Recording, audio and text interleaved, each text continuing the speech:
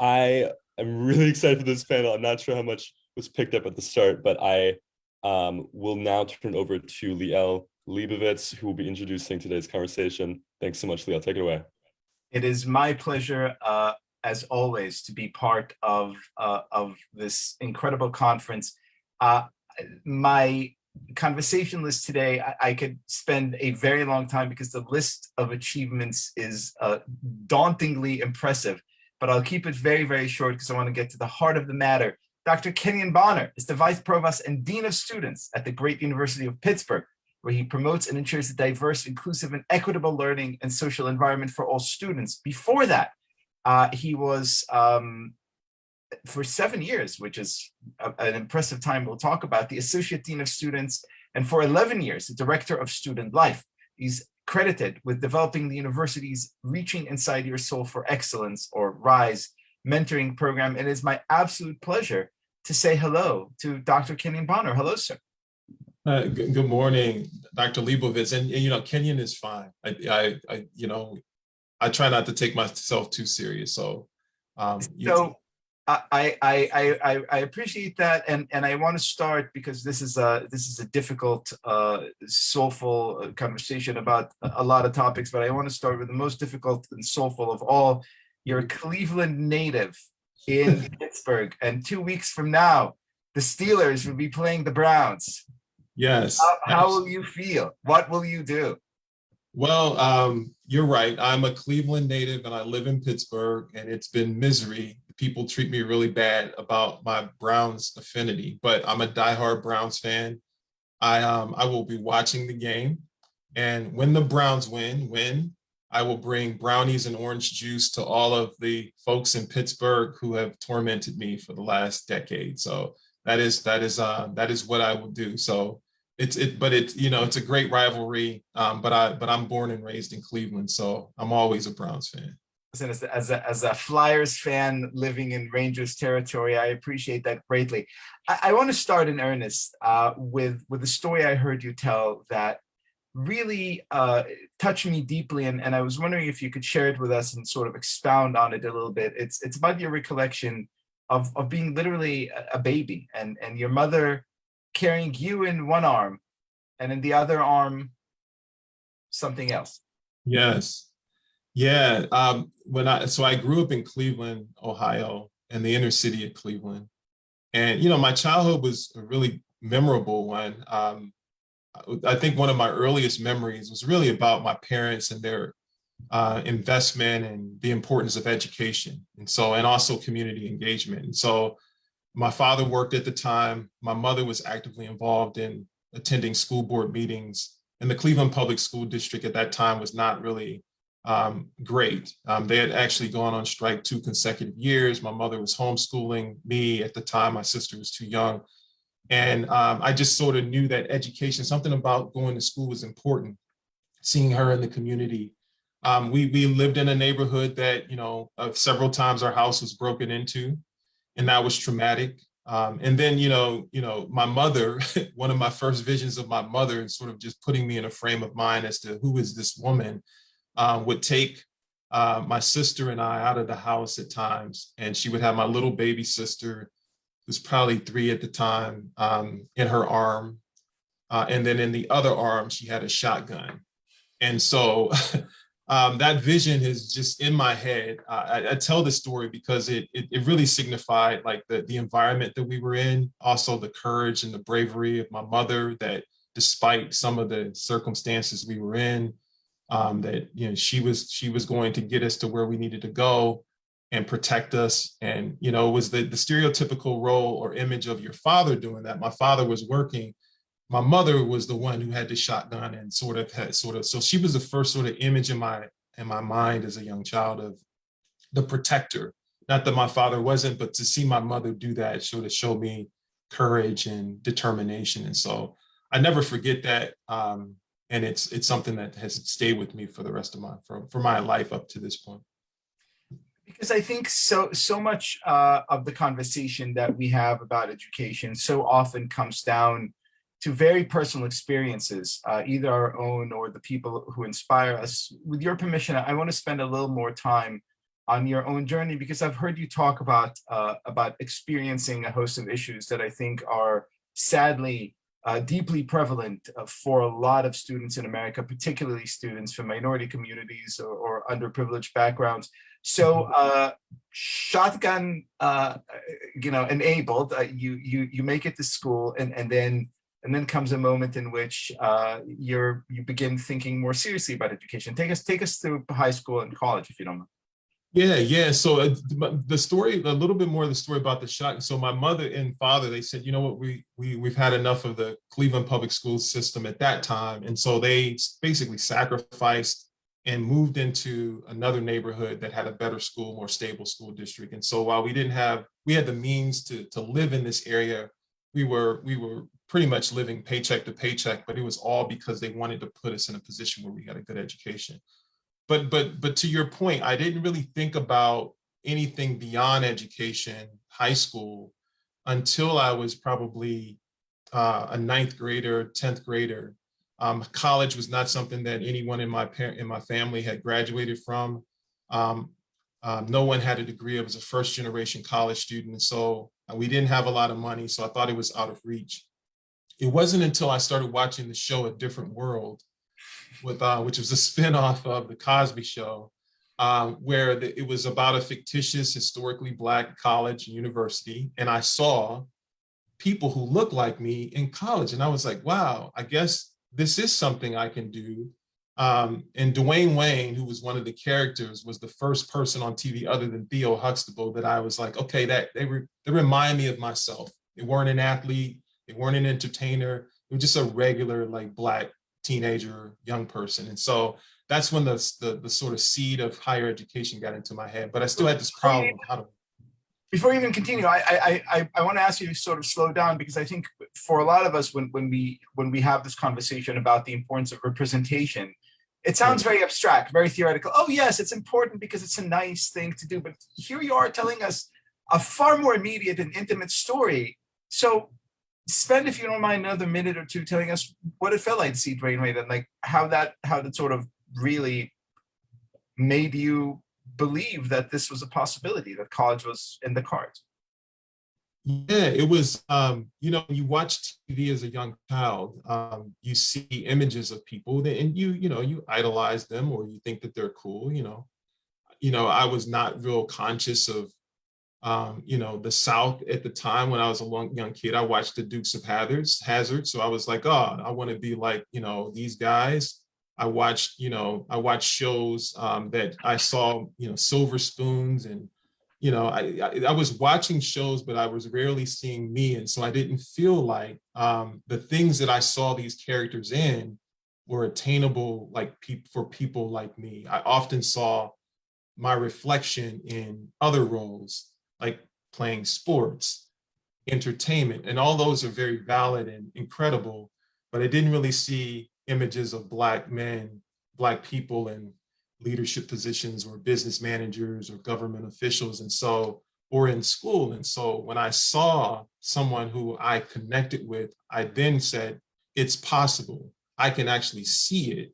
And it wasn't like my parents didn't talk to me about these things, but someone telling you something and you actually experiencing it, or seeing it, visualizing it, just did something to me. I was able to put myself in the shoes of someone that I believe I had a connection with, and maybe some shared experiences. And it was at that moment that I realized that the power of media is important.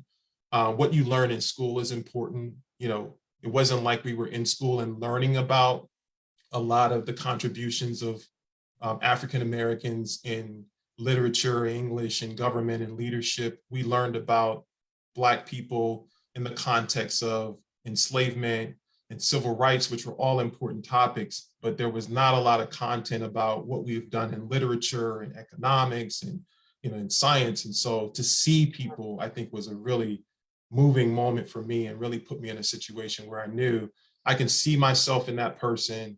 Therefore, I think I can be in that place where that person is. And that's when I became more driven to get to where I thought those people were going. And so what was it actually like when you are finally beginning college, realizing again full well that you're bearing this burden, right, of the first person in your family who aspires to graduate with a degree. Take us on that journey. It was, I think, a lot of pressure, to be honest. I think, unfairly feel like you're representing your family, and if you fail, somehow the family fails. I think to some extent, I felt like, me going to school, particularly a predominantly white institution, small liberal college, that I was somehow representing Black people as well. And so there was a lot of pressure to do well. And I think I put a lot of that on myself, just how I saw the world. There was a lot of, I think I didn't have the resource. I couldn't call home and say, hey, I'm experiencing this. How did you navigate this when you were in school?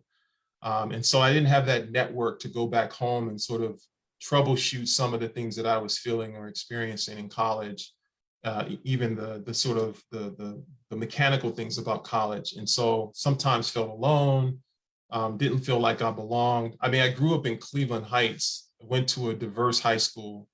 The high school I attended was, maybe 60% African-American, white, a significant Jewish community in Cleveland Heights, University Heights. And so I came from an environment where it was diverse in many ways and went to an environment where it was not. And so I think, feeling of like you don't belong, feeling like you have a lot of pressure to perform at a higher level than you believe your peers are expected to perform, or that you think they perform, and then feeling like you don't have the resources and people to help you sort of navigate through their own experiences was at times troubling and challenging.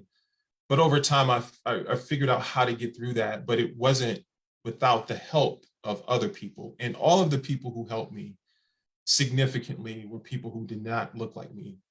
And so it was in college where I started to learn, I think, the power and importance of people helping each other, and the goodness in humanity, and how important it is to build relationships and really take people where they are, meet them where they at, and how powerful it is when people see you for who you are and not for what society has told you you should be. And that I think that college was where I started to gain a greater appreciation for human relationships and the role that they play in your life and can play.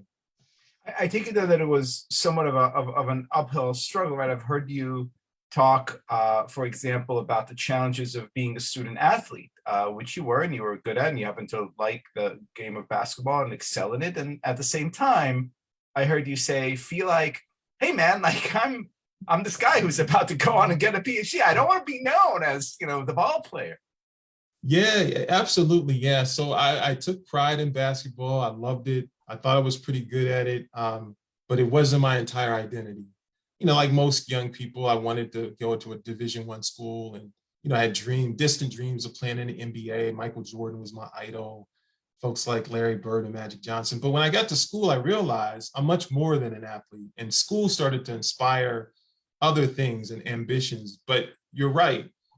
Often I felt that I was only seen as a student athlete in many respects, treated as a student, just an athlete. And my classmates, some of them perceived me as only being there because I could play basketball. I'm sitting in a philosophy class and a student says, I don't agree with affirmative action. We have athletes here who are only here because they can play a sport. And I'm sitting right next to my peer. And I'm like, wait a minute, this is a Division III school. We don't have like athletic scholarships. I had to apply just like you. And so I started to see that there was a need for me to be more actively involved in educating folks on some of the things that they had sort of unlearned or not learned. So yeah, it was very difficult to sort of navigate an environment where my perception was people only saw me as an athlete. I'll give you some examples. I would be with my friends, many of whom were white, and we would run into an alumni or the parent, and oftentimes people would ask a college student, how are classes going? How's school going? You have any internships? What do you plan to do after college? And those are great questions. And then in most of my experiences, the questions for me were only about basketball. How's the season? You guys expect to win this year? And so I started to pay attention to that and see, well, is that you just asked my friend about school, but you only asked me about my sports.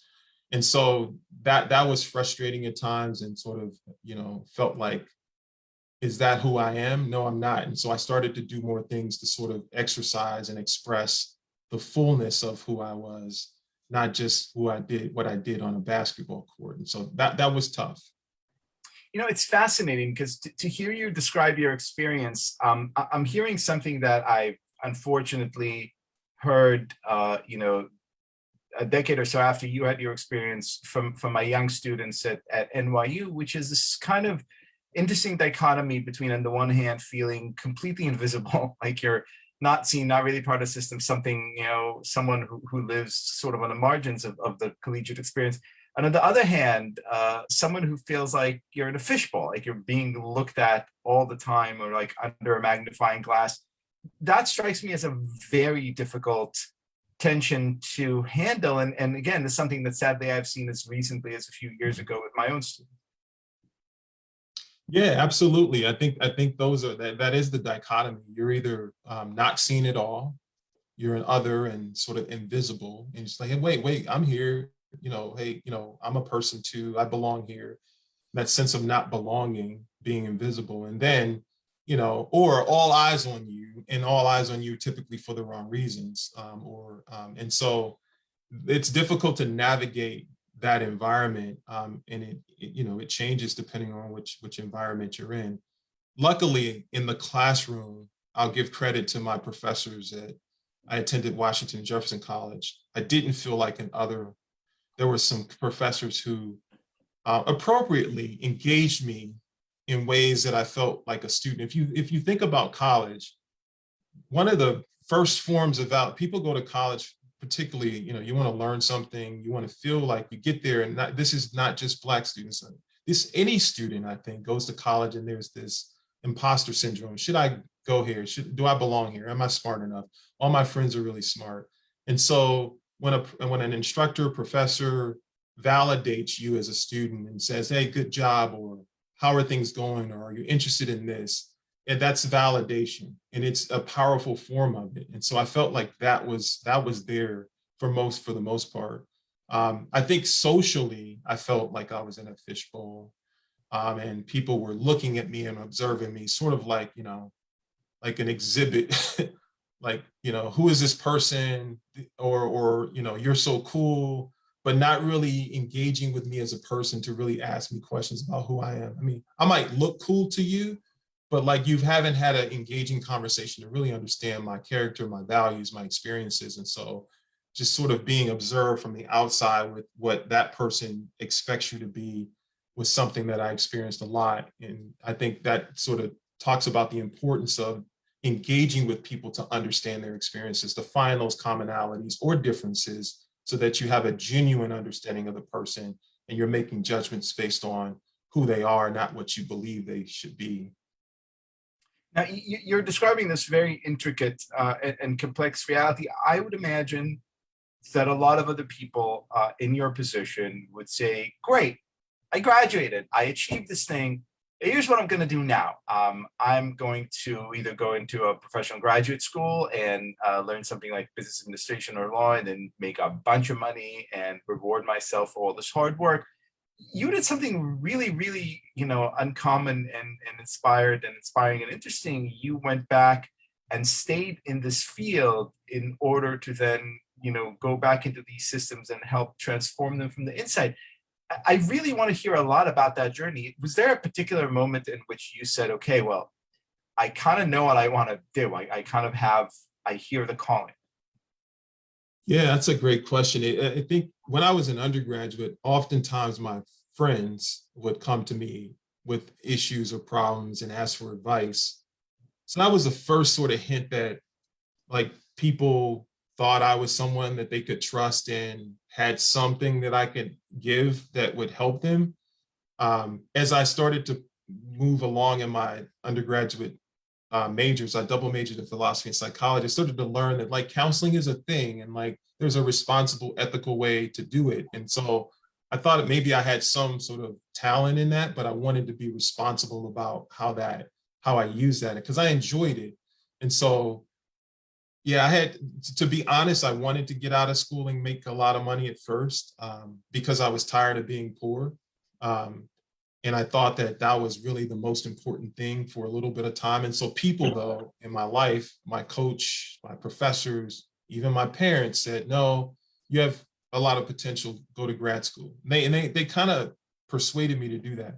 But I knew I wanted to help people. So when I got to graduate school, Liel, I enrolled in a counseling program because I thought, I think I'm pretty good at that. I enjoy it and I want to learn. I want to be trained in how to do that responsibly. And so during my practicum, I had clients, college students as clients, and most of the time their problems were problems that were as a result of the environment, either a lack of the university providing resources to support them, lack of information, isolation, things that were not specific to the problem being the student, but environmental. And so I started to think the students aren't the problem, in my experience, but there are things we can do as an institution to provide a better environment so they can thrive and overcome some of these challenges that we all go through.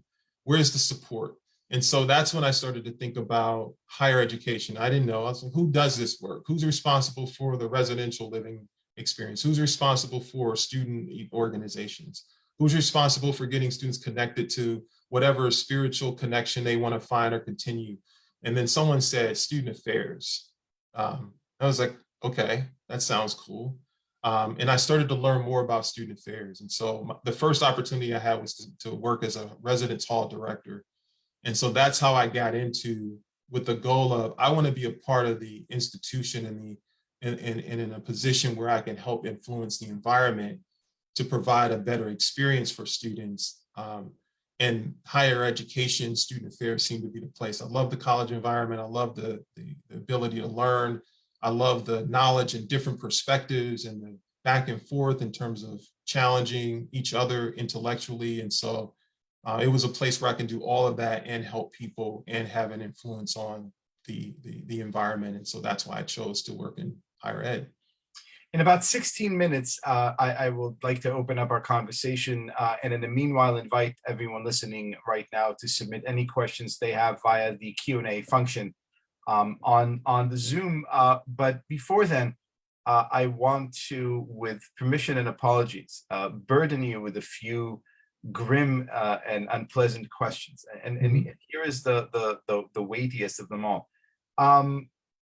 It seems to me that there probably has never been a more daunting time to do your specific job. I look at college kids both as a general observer in the culture, but also as someone who's been present on campus life for a few decades. And I see kids who are increasingly isolated, who are increasingly atomized by social media, who spend more and more of their time alone in virtual environments that are not always the most nurturing, who often have lost any and all ability to connect to tradition, to community, to basic human empathy. And often just the attempt of breaking through that crust is thoroughly difficult. So I would like, first of all, I would love for you to dissuade me, and Quad was where you went to meet friends, right? How do you deal with this? How do you deal with Facebook and TikTok and Twitter and all that rage online? Yeah, so I would say, I'm not sure if I think it's as grim as you describe, but you are describing something that we have observed and I've observed. I am optimistic about how we can sort of, I think, both meet students where they are and figure out how to connect with them in these spaces, but also sort of highlight the importance of stepping out of these sort of siloed spaces, digital, infrastructures, and really engage with people. And so I think it's a combination of meeting students where they are, because if a student is glued to TikTok, whatever medium they're using, and you're in the quad, they're probably not going to know you exist or hear you. And so I think it's a combination of engaging in those venues appropriately to get their attention, but also there's medicine in that, and sort of also encouraging them about the importance, the value, the benefits of engaging in person. And so I have here to interrupt you and just praise that thing that I saw that you did, which struck me as absolutely ingenious, riding in cars with Kenyon. Yes. So that was one attempt, not my idea. I had other ideas, but my staff said, "Hey, we think this will be cool." And I was like, I don't know. Like, I'm in a car with a student, and then I thought about it. I said, I love talking to students. I'm just doing it in a car. I talk to my kids in the car. It's actually a non-confrontational way to engage it many times. And so I was like, all right, let's give it a try. And so that was exactly one example of, okay, we will show the power and the beauty of two people having a conversation, but we'll also do it in the medium that students are really used to and resonate with. So we would do these things in person, have an organic conversation, and then put it in the environment that they were more interested in watching. And so, 15, 20, 30,000 views on a campus were significant for these videos. The interesting thing is students would show up to some of these, and we would just pick random student leaders or whatever, and they would have like a script, like not a script, but like notes. Right. And I would just see the notes, and I'd say to myself, we're not going to use those notes. And it was interesting. Like, we would get in a car and I would just have normal, hey, how's your day going? How's the semester? None of the students ever really used the notes. I think it was just the power of just having a normal conversation took over the moment. And I think the genius of it is just, if you put two people in a car together or in a space together, like we're having, and just have a normal conversation, lots of great things can happen. And I think for people to see that, particularly young people, is a demonstration of the beauty, the power of people talking face to face in person, not electronically. Body language, facial expressions, all those things I think are important in terms of human interaction. And I think we just need to do more of demonstrating that, teaching that, but also connecting with students on the platforms that they're engaging in. So I have hope. I don't think we can dismiss what they're doing now outright, because we're never going to get their attention, but we also shouldn't abandon, I think, some of the things that we know are powerful in terms of human relations. So give us some not to put too much on the spot, but give us some pointers. I assume that among the people watching us right now are also parents who are struggling with the same issues as sort of student life directors of their own households, and really find that when, I'll be very honest, when we do not permit my 10-year-old that much screen time, but when she's on that machine, any attempt to talk to her is just a foregone conclusion. I can't. So what do we do? Share some professional magic and that you've developed on the job. So I think, on the job, as much as I can, I go meet students where they are. I go into spaces. So, last year during the pandemic in the States, we, rather than just rely on our videos that we were sending to students or emails to students, we said, let's go in the community. So we had most of our students live off campus. We have 8,000 on campus. So we started walking in the community and visiting students in their off-campus places where they live, and talking, handing out face masks and those sorts of things. So I think part of it on the college campus was like getting out of your office and then going and hanging out where students are physically. And I think students appreciate that. In my own household, probably it's more challenging, as you know, as a parent, it's more challenging. I think, early when they were young, we did have limitations on their consumption to try to balance them, to give them a different perspective. So when they got to a point where they were more independent with their electronics, they had a reference for interperson, personal engagement. When we ate dinner, I would say, this is a time when the devices are not going to be used. We're going to talk to each other. I think also as a parent, not totally being oblivious to what's happening. And so like my kids will share every now and then something they think is funny that they're watching. And that's an opportunity to both like engage with them and educate. They don't like the education part because I'll say, okay, so what do you think of that? Why do you think that's funny? Or, yeah, that's funny. And so I think I think it's meeting your children where they are, but also not abandoning your role as a parent and a teacher and a mentor to help them sort of think about what they're watching and what the meaning of it is.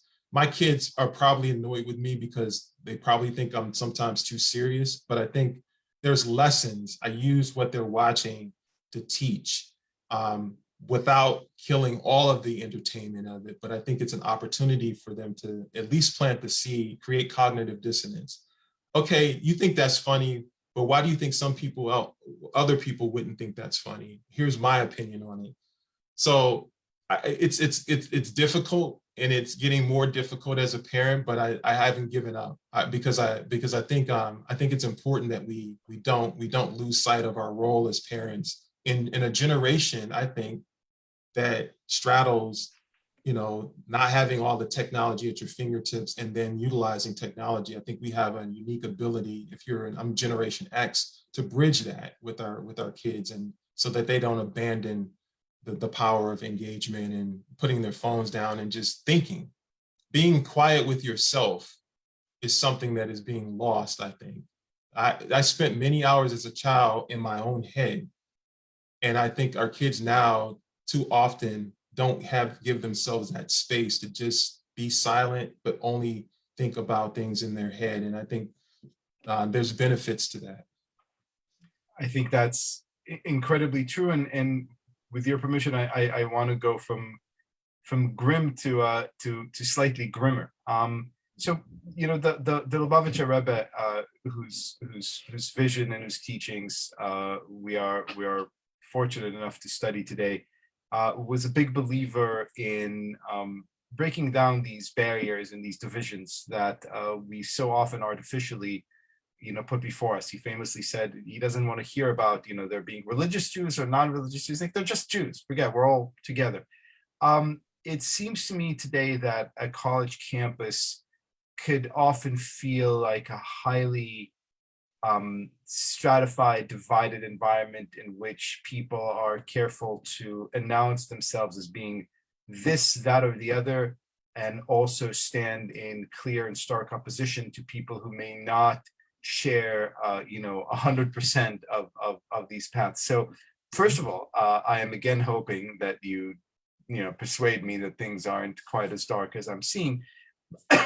But second of all, I want to know, we live in an impossibly contentious, divisive time. We live in an era in which many of us for the first time feel a real sense of insecurity about the future in America. And I assume that young people feel it just as, if not more acutely than others. How do you handle that? How do you create an environment of diversity that doesn't sour into kind of divisiveness? How do you create an environment that continues to feel like a real community? Yeah, it's difficult. I think there has to be a sincere interest and value in that. When you attend college, first and foremost, above everything else, it is a community. We're an intellectual community. People socialize, build relationships, hopefully lifelong passion for learning. And it's a place where you should be challenged intellectually, personally. I think sort of balancing the notion of what college is, a place where you learn, you challenge yourself, you hear new ideas, different perspectives, and you engage in the exercise of expressing and debating with other people and civilly. And then also our commitment to ensuring that, to the best of our ability, we create an environment where people feel like they belong, that there is no harm done to people in terms of being discriminated against or hurt in real meaningful ways. And so I think balancing those two things, there's tension there all the time. It's a challenge. I don't think anyone has figured it out, but I think the commitment to create an environment that allows for different perspectives and points of views while we talk about why that's important, there is no you're right, you're wrong. In many cases, like the world is gray, in my opinion, mostly gray, it's nuanced. But I think there has been a tendency recently in people taking sides. And I don't think that that's a healthy environment, particularly in a place of learning, that you should be at least be open enough to hear a different perspective. Because it sometimes tells you a lot about what you brought to the table and what your perspectives are, and you're challenged by that. So I think trying to protect that in a college environment is really important, while also protecting people in terms of their sense of belonging and not being discriminated against or marginalized is a very difficult thing. But it has to be something that the institution values. I am hopeful, based on my experience with students, that contrary to what we see in the media, at least on our campus, there are students, most of our students are somewhere in the middle. So there are students who come with strong positions, but most of our students are in the middle and just trying to figure out, okay, is there really a right answer to this? Is there really a right perspective? Or is my role to really sort of synthesize this side, that side, the other, whatever the dimensions are, and really come up with their own understanding of the world? And we can help facilitate that. But it is incredibly difficult work. It is challenging. And there's so many different people who come to a college campus that we're always working on it. We do a lot of talking about community. And I think that's where we've put a lot of time and attention. When you come to Pitt, you're part of a community, and here's what it means to us. And it will not be comfortable all the time. Here's how you will learn and grow, and here's why that's important. When you leave this world, you will not have the ability, in many cases, in most cases, to just sit yourself in a place where everyone agrees with you and everything goes your way. And so learning how to navigate the nuance of the world now is really important to you thriving, I think, later in life and for the rest of your life. And so incredibly difficult, not easy work. And I don't think anyone has it right, but I think that commitment is the most important in the values and how you live those out as an institution and what you're teaching students and how you respond when incidents happen. It takes a lot of courage, to say to students, yes, I know you disagree with this perspective, but this perspective is important. Maybe I don't agree with the perspective, but it has a place in this environment. And here are ways to engage with that perspective and critique it. And there's learning that happens through that critique and that exercise. And in the end, everyone becomes better because of it. And so I think saying that to students nowadays is not popular, but I think it's the right approach.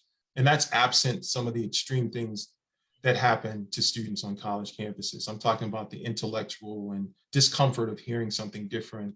I think that's what college should be. You should be uncomfortable to some extent. And there should be cognitive dissonance in how you thought, what you believe, what you bring to campus. You should leave a different person, in my opinion, with a different way of understanding the world and different skills in terms of how to navigate that when you go on into the rest of your life. Because I wish to bottle some of your brilliance and success, I'll ask the following question. Let's assume that you got a call from the president, and he said, Dr. Bonner, look, we wish to appoint you America's CCO, Chief Community Officer. You will have at your disposal an unlimited budget. We wish for you to replicate the experience that has worked so well in Pittsburgh. Give us a few policy suggestions. Give us a few kind of national, big picture ideas that we could implement right away. Is that a ridiculous premise, or are there kind of best practices that you could think of that people listening in right now who may be in charge of institutions or maybe leaders in their own communities can begin implementing right away? Yeah, I don't know if I have any policies per se. I think, and maybe this is an oversimplification of it, but I think too often in our world, we don't engage enough with other people. And I think there's a lot of learning and comfort over time that comes with that. I think a lot of our perspectives are based on a very narrow experience with what we know. We know what we know. And we might know about other things intellectually from a book or what we see, but I think the inability to engage with people or engage in places and spaces creates problems for us as a society. And so I think there is a lot of value to us being able to engage with folks globally now, electronically. I think when we send students over to like study abroad programs, they come back a different person. When students they leave, Pittsburgh and go and work, in Appalachia, they come back a different person because they've engaged with other people and they've heard and felt. And so I think more opportunities for us to engage with each other, obviously, facilitated by reasonable people, I think is where a lot of time and energy should be spent. That's one of the reasons why I love a college campus. It's not, I don't think college is just the ability to get a degree and make money. I don't think that should be the goal at all. For some it is. I think it's the opportunity in an environment to engage with people from around the world with different thoughts and perspectives. I think that changes the community, makes it better, having that diversity. I think ultimately the people who engage with each other learn more and grow as a person and become more connected to the global community.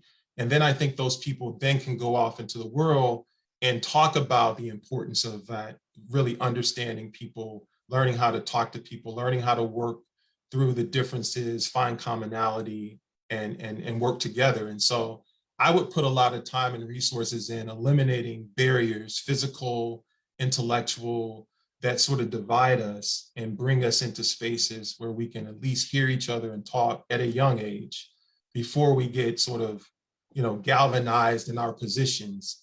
I think that's one of the benefits I've had growing up in a community where I went to school with diverse kids. And so I was exposed, not necessarily understood everything, but I was exposed to things at a young age where my mind was, I guess, more of a growth mindset about people. And I think now we probably have too much of people sort of being in an environment where they know one way, they understand one way, and it's difficult without experience and facilitation for them to grow that concept that they have of people. So this is an excellent lead-in for our first question from the audience. This one is from Joan R. Johnson. She asked very much about this kind of tendency to put people in silos. She writes, how much do you attribute these mental silos to the social hierarchies created by queen bees, for instance, who dictate social acceptance based on loyalty rather than strongly held beliefs by adherents? In other words, in a college campus, I assume you often see, some kids who are way more dominant, who have their kind of ideas, and you know who they are. How do you kind of channel that? Well, yeah, I think that is a thing. I mean, that people, I mean, maybe I'm not really understanding the queen bee concept, but I think there are, I think there are people who are subject to that. And I think teaching folks how to critique and think independently, I think is really helpful. So, I mean, I critiqued my parents when I grew up. I mean, I think a lot of children do that. Like, about my parents were the authority on pretty much everything. Not mine, sir. Never. but I think teaching folks how to, you hear someone, but think, but critique what they're saying. Does it make sense? What don't you disagree? I mean, what don't you agree with about that? So I think that is a challenge that we face. And I think that the environment that we have on a college campus is to I think combat that by saying that I mean, your loyalty should be to an honest sort of conversation with yourself as to whether or not, like, you have done the work to think about whether or not you agree with that in and of itself. Like, not subscribing to someone else's perspective and feeling like you're going to be a member of a club or not. I personally don't have an issue saying, I agree with some of that. I don't agree with all of it. I'd rather sort of be a person that, and then this is what I tell my students: think critically and independent. Be comfortable critiquing other people. There is no really one truth that any individual can claim to know everything. And so I think it's important for them to sort of hear something, listen to someone else, find another perspective, and then come to their own sort of understanding as to what they make sense of. That's a challenge that we face. But I think it's one that we can address both at the child level when we're parenting our kids. I think, you know, in college is an opportunity to do that. And I think even in the workplace. So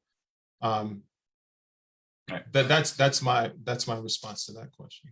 We have time for two more quick questions from the audience. The first has to do with homeschooling.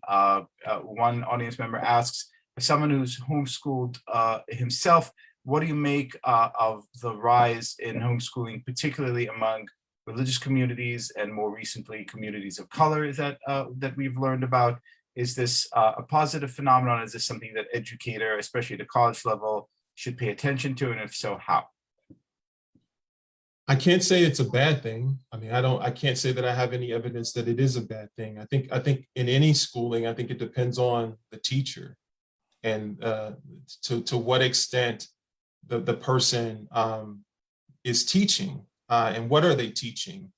How are they teaching? So what's the pedagogy? I can't make a judgment that homeschooling in and of itself is problematic. I think it all depends on the person I think it's a huge responsibility to teach and sort of being informed about different teaching methodologies, being informed about the information and what's helpful and relevant, how information has changed, history. So I think all of those things fall on, if you're going to homeschool, is to what extent have you prepared yourself to do that and prepare your child for the world?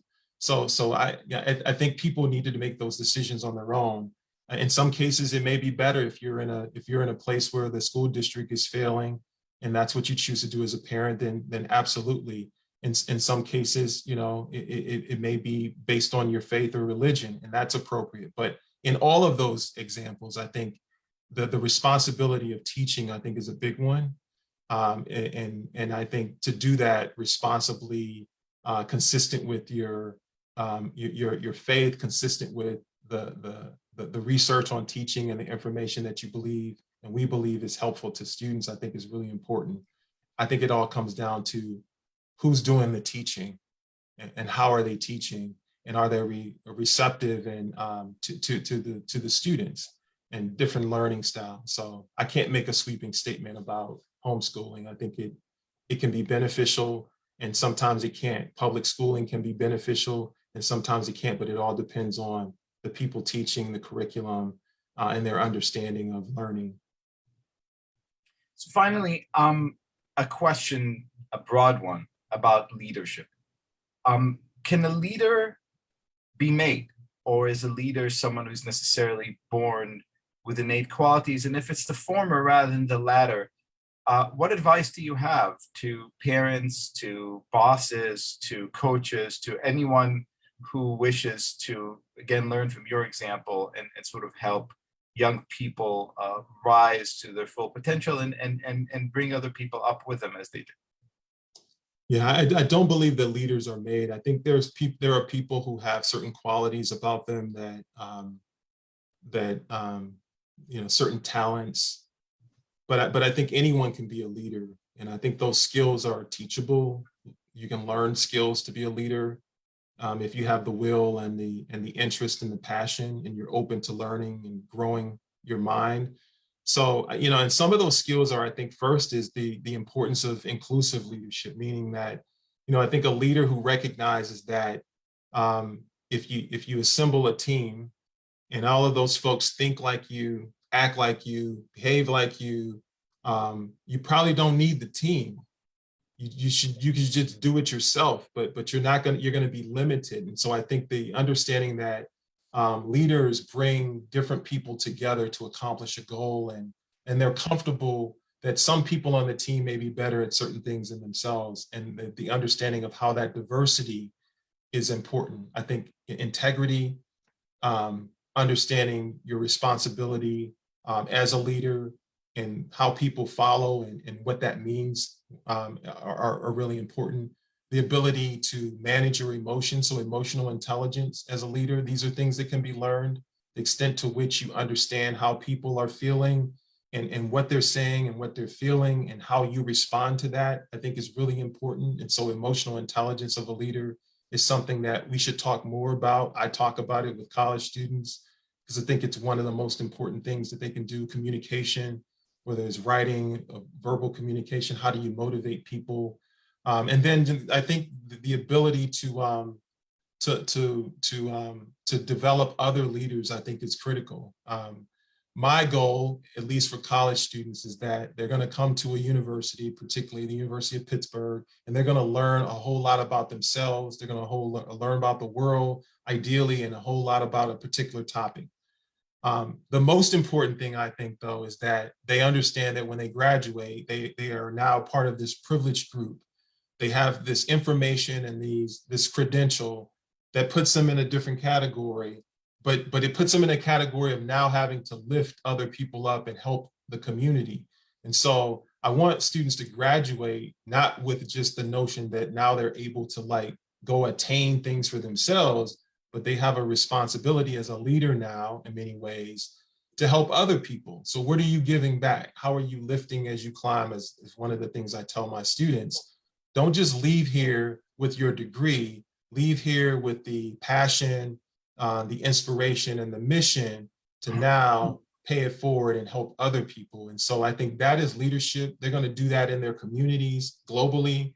They're going to take it to Israel. They're going to take it to Wisconsin. Hopefully they take it to all parts of the globe and teach that. And I think that's the thing that motivates me, is that we have an ability to inspire that in people so that they are now helping other people, and then those people help other people. And I think that's part of the teaching and the idea, the philosophy of Rabbi Schneerson, as I was reading chapter 4, and this reciprocity is the ability to understand that, you have something that you've gained, how do you give? And so that constant back and forth, I think, is really important for our students when they graduate. And I think that's one of the answers to, bringing our world together, is that notion of lifting as you climb. Amen, Selah. And so before I return the mantle over to the organizers, I want to do two things. First of all, since you mentioned the book, I want to recommend, again, heartily and strongly and warmly, that anyone listening who hasn't yet had the pleasure of reading Philip Wexler's Social Vision, the Lubavitcher Rebbe's Transformative Paradigm for the World, absolutely should. It's a remarkable book explaining how this incredible leader, who I consider to be my Rebbe, really had a vision, not just for the learning of Torah, but really for transformation of the world and addressing so many of these social justice issues that face us today. And the second, Kenyon, Dr. Bonner, is to thank you so much, not only for this lovely conversation, but because, again, I've been on college campuses enough to know how sacred the work that you do is, and how incredibly important and transformative it is for the life of students. So thank you so much. And with that, Jonah, take it away. Thank you, Liel. Thank you so much. That was great to listen to. I was off screen for most of it, but it was a pleasure to hear you two in dialogue, and I hope it's the first of many conversations. Please, if you enjoyed that panel, stay with us for our next panel, which is will be in 35 minutes, and we'll be looking at one topic that Wexler looks at pretty in depth for the Rebbe's view in the book, which is his ideas around incarceration. We have a great panel with 3 panelists then at 11:30. And then again, please join us tomorrow for our last day of the Social Vision Conference, which starts at 10 a.m. Eastern Standard Time. And I will just plug really quickly in the chat, if anyone is really interested in what we've been learning, and Kenyon as well, if you want to send this to students. We have a fellowship coming up for just learning about these topics through the context of Jewish spirituality, the kind of way they're done in social vision. And it's for undergraduate and graduate students. But if you don't fit those categories and you're interested in learning as well, please, this is a kind of a general interest forum, so we can find a way to be learning together in any capacity. So with that, I think we will say thank you to our presenters. We're going to close the Zoom room and reopen it at 11:30 for our next panel. So please join us then. Thank you. Thank you. Thanks so much.